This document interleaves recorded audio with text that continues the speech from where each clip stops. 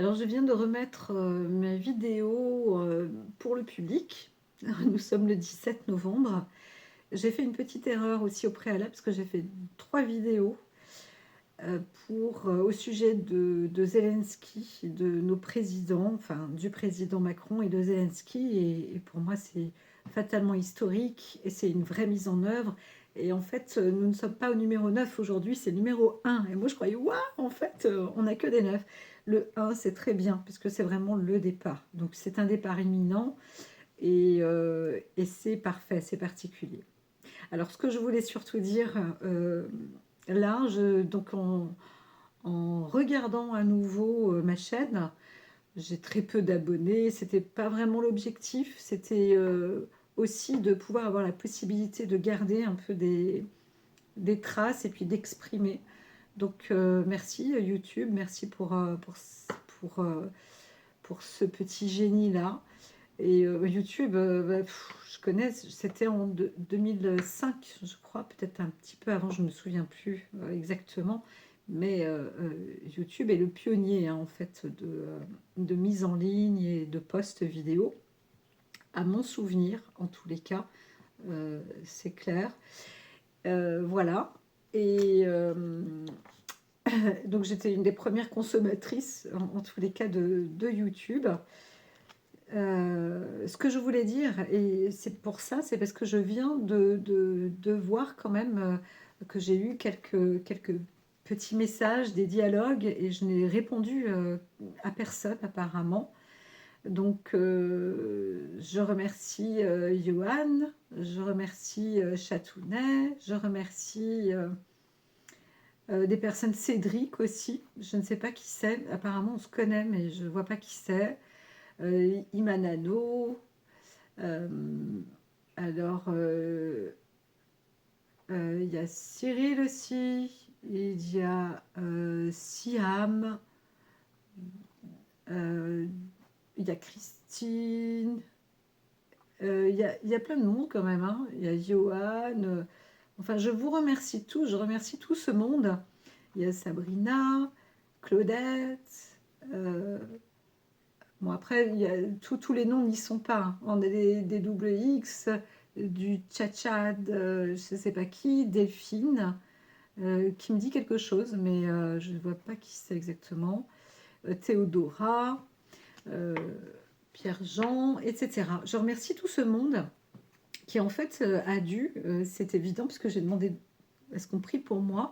Une prière, c'est pas obligatoirement de serrer les mains, et voilà, mais ça doit avoir des pensées positives, quelque chose de profond, de sincère, et de se dire j'ai envie que cette personne guérisse, que voilà.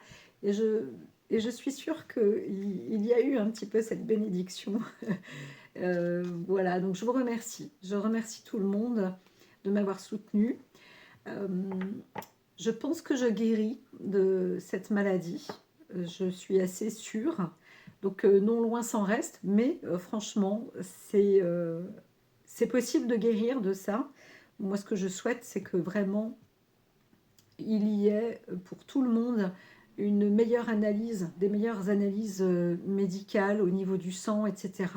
Même au moment où, par exemple, on va tirer le sang de la personne, et quand on voit que le sang reste d'une couleur foncée, sombre, et que c'est pas juste une fois de temps en temps, mais assez fréquent, et donc régulier, il faut s'alerter à une forme d'empoisonnement de frottis. C'est pas moi qui l'invente.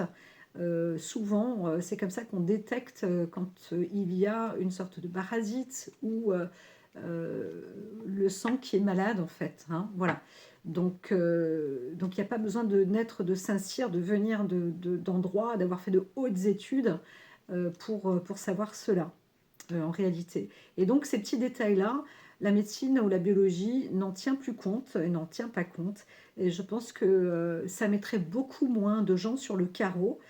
Je ne parle pas comme nom de la maladie de Lyme, mais ces maladies, j'ai fini d'ailleurs il y a peu de temps à dire à un médecin, vous savez, vous nous gonflez, nous les malades, on s'en fiche de savoir si vous êtes Lyme sceptique ou pas, vous nous barbez. L'objectif, c'est de nous soigner, de nous guérir. Désolée, mais c'est chacun son métier. Et donc, c'est d'accompagner les gens, mais pas de se moquer, c'est un grand mot, mais de dire, oh ben, en fait, non, ça n'existe pas. Ben, ah bon, c'est inventé. Alors que non, c'est une maladie répertoriée. Euh, donc, euh, donc, au bout d'un moment, il faut se réveiller. Il faut se réveiller. Voilà. Et je pense que si la médecine avait été plus, les personnes autour qui m'entouraient avaient été un peu plus vigilants, auraient fait des vérifications plus poussées dans des examens, parce qu'ils le font, et ensuite de dire que c'est protocolaire, parce qu'il y a une histoire d'administration, etc. Donc là, c'est vrai qu'il va falloir changer la donne pour les centres hospitaliers. Il va falloir changer la donne dans le cadre de l'information. Et c'est là où l'IA ferait aussi peut-être très peur, parce que on ne peut pas répertorier qu'une seule et unique maladie. Il faut vraiment qu'il y ait des détections. Et voilà, il faut reprendre un petit peu euh, là où on en était. Euh, et moi, je vois qu'en tant que naturopathe, j'ai gardé le type de terrain, parce que on a chacun un terrain et on a un terrain fort et on a un terrain fragile.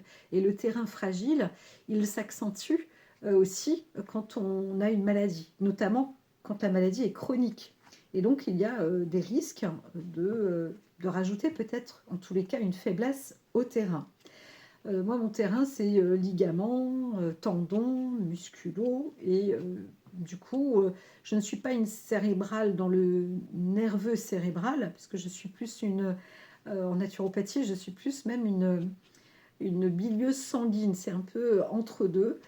Et c'est très intéressant d'ailleurs. Et c'est ce qui a fait que je pense que je garde tête et que je garde du courage et que je ne lâche pas. Voilà. Comme je disais, même si un exercice physique, c'est juste le petit doigt qui est capable de le faire, il faut penser sport, il faut penser activité, il faut penser respiration, souffle, relaxation, détente, méditation. Tout ça, c'est des mots-clés.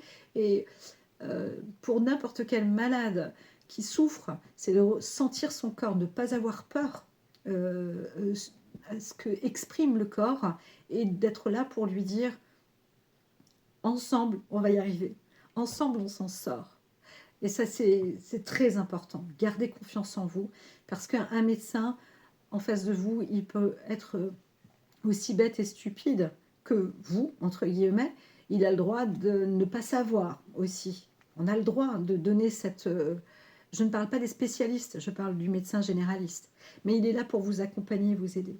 Et moi, j'ai eu ma petite équipe médicale. Je reprends ce petit slogan et je l'ai toujours. Je reprends ce petit slogan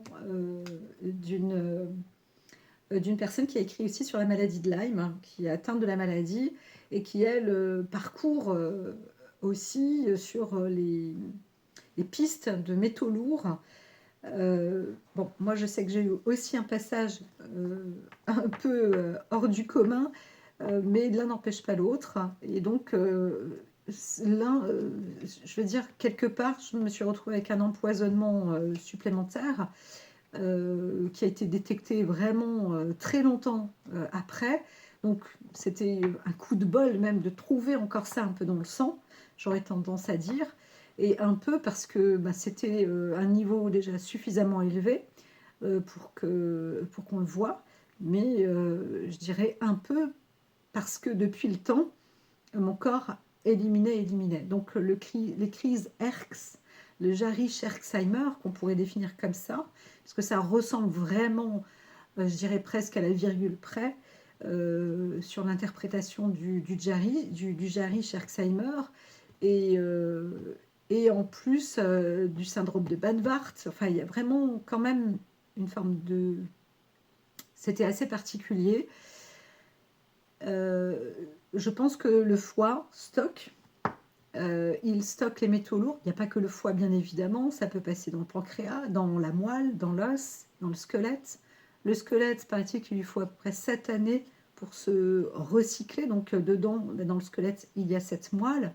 Il y a la profondeur cellulaire. Il y a le sang. Donc, dedans aussi se situent des fonctions nerveuses. Donc, tout ça euh, peut se régénérer, tout ça peut reprendre et se libérer en fait des toxicités, des toxiques. Et bien évidemment, comme me disait une personne qui m'avait intoxiquée, tout est dans la dose. Moi, je connaissais bien sûr cet adage, mais pas dans une manière de vouloir intenter et intoxiquer une personne euh, pour la rendre, je dirais même invalide, hein. Je ne suis pas dans la tête des autres, mais voilà. On est censé apprécier l'entourage, mais si vous vous méfiez aussi de personnes autour de vous, faites donc soyez vigilants et puis limite, si vous pouvez le faire, prenez des distances, un mois, 2 mois, 3 mois, et vous verrez bien comment vous vous sentez. Peut-être que vous vous sentez mieux, et si vous vous sentez mieux, ayez le courage de quitter les personnes. Voilà. Ce qu'il faut, c'est pouvoir s'entourer et insister auprès du corps médical pour que votre médecin généraliste, ça c'est une priorité, qu'il vous suive, qu'il accepte de vous suivre et de vous soutenir en plus, parce que parfois on est découragé. Et moi je remercie mon médecin de m'avoir encouragé à continuer à me battre et, euh, et voilà, parce que ce qui ne tue pas rend plus fort. Et bon, je ne suis pas présentable, je le vois bien, c'est pas très grave. Mais c'était aussi à la base pour vous remercier toutes ces personnes, vous tous, qui écoutez le post. En tous les cas, ça date, hein, euh, d'il y a 4 ans jusqu'à ces 6 derniers mois. Et je crois que j'ai coupé, en fait. Mais je n'étais pas, j'étais pas en relation à proprement dit avec. C'était pas égoïste du tout. Mais voilà, je postais et c'était déjà énorme. Voilà, comme énergie envoyée. Donc, je vous remercie tous. Et, euh, et puis, on verra bien la suite des événements. Maintenant, je vais envoyer des petits posts comme ça. Et bien évidemment, je ne fais que commencer à, voilà, de moins. Je suis montée à 0 et là, je suis à 1%. Et ça grimpe. Et donc, mon objectif, c'est de pouvoir reprendre du poil de la bête, d'être de nouveau qualitative dans ma vie fonctionnelle et dans mes activités, et puis de pouvoir me réaliser à nouveau un jour. Et je pense que peu importe, ça sert à rien de pleurer derrière, de se dire voilà, je commençais, j'avais une carrière qui démarrait et qui s'est écroulée. C'est un peu moi mon chemin. Ça a duré 10 années de lutte et de combat pour pouvoir me sortir d'une maladie. Et puis maintenant, ben, voilà, c'est vrai qu'une carrière en général, on l'a fait solidement à partir de 35 ans. On est vraiment dans une belle assise et quand les pieds de la chaise cassent et qu'il n'y a plus de chaise et qu'il n'y a plus rien, eh bien c'est pas facile. Et ça a duré quand même 10 ans. Mais c'est un travail aussi, mine de rien. C'était pas très rémunérateur, mais euh, salvateur, c'est vrai que spirituellement, on grandit obligatoirement, on a une sagesse plus accrue parce qu'il faut tenir bon, tenir bien. Et ça sert à rien de développer de la colère, de la haine, de la rage. Ça sert à rien non plus d'être frustré. Et pourtant, c'est des passages, on est obligé de les avoir, mais très vite, il faut en prendre conscience. Et on peut prendre conscience de cela dans la minute qui vient. Et comme je disais, des exercices les plus importants, c'est de réussir à respirer. Et dans la maladie, la respiration est vraiment très contraignante, hein. C'est pas des attaques de panique ou des bêtises pareilles. C'est qu'il y a vraiment, euh, il y a vraiment une circulation très acide. C'est aussi douloureux. On ne peut pas respirer. Ça serre dans les côtes. Tous les nerfs sont plus ou moins coincés, etc. Donc, on se dit, est-ce qu'il n'y a pas les plexus aussi qui sont pris dedans? Enfin, c'est toute une grande histoire et je suis bien contente d'avoir bien noté. Et peut-être qu'un jour, je pourrai enfin mettre tout ça à plat et au propre et apporter des astuces. Et croyez-moi, euh, en réalité, et je dis ça, je suis naturopathe, hein, euh, tous les compléments alimentaires, toutes ces choses-là, ça ne veut pas dire que c'est pas tangible, ça ne veut pas dire que ce n'est pas efficace, mais il ne faut pas compter que sur ça. Et parfois, je me dis, voilà, je peux aider d'autres personnes, et je vois combien c'est difficile pour certaines personnes aussi de se dire, eh ben voilà, je peux pas, non, je j'avance pas, parce que eh bien, en fait, il manque de la volonté, du courage, de la témérité, de la pugnacité. Il ne faut pas lâcher. Il ne faut pas lâcher. Voilà, c'est tout. Donc, ne lâchez rien, quel que soit l'âge, quel que soit...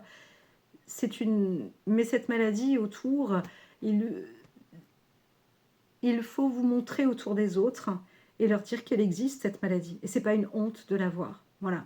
Moi, je marchais à l'extérieur comme une tordue de travers, et je ne voulais absolument pas de béquilles. Je disais non. Et je marchais, mais c'est vrai que quelque part, quand on voit quelqu'un comme ça, je dis, ouh là là, qu'est-ce que c'est que ce truc? Ah, il y en a, oh là là, c'est un démon qui est passé dessus. Mais en fait c'est le corps qui subit et qui essaye de s'en sortir. Et donc, c'est pas des crises curatives, mais ça pourrait. On les appelle des crises ERX. C'est pas de la crise spasmophile non plus, c'est pas de la tétanie non plus. Par contre, ça atteint le système nerveux, c'est un fait. Et, euh, et puis, plein d'autres choses. Mais oui, gardez courage et surtout, fiez-vous à vous-même. C'est ça, c'est pas que c'est une pilule magique, mais dans toutes les maladies chroniques, le cancer est une maladie chronique. Enfin, dans ce que moi j'ai appris, quand on a étudié à l'école, voilà, ça s'appelle les collèges alternatifs, de thérapie alternative, c'est pas moi qui l'ai inventé. Un collège en France, c'est une université. Le collège, c'est aux États-Unis, mais c'est la même chose. C'est universitaire en fait, hein, collège. Et c'est des thérapies alternatives. On apprend, on sait, pour nous, le cancer est une maladie chronique. Voilà.